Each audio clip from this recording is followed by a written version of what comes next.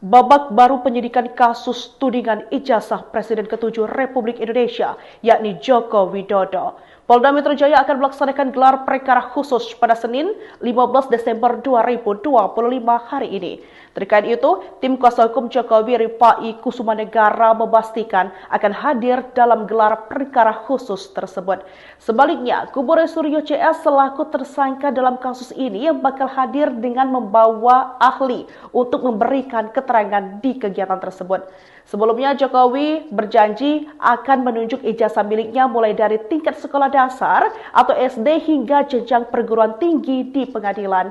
Ia menilai pengadilan merupakan forum yang paling tepat untuk membuktikan apakah ijazah yang dimilikinya selama ini asli atau palsu.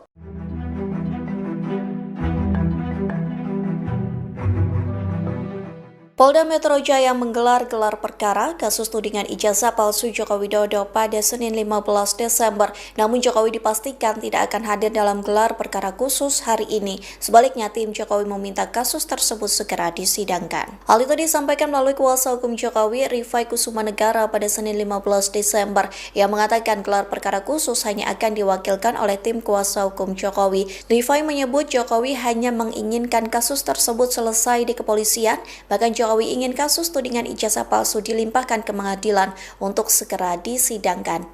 Di satu sisi, Roy Suryo CS bakal hadir dengan membawa ahli untuk memberikan keterangan dalam gelar perkara khusus hari ini. Bahkan kubu Roy Suryo meminta penyidik Polda Metro Jaya menghadirkan ijazah Jokowi dalam kegiatan tersebut. Tim Roy Suryo berharap forum gelar perkara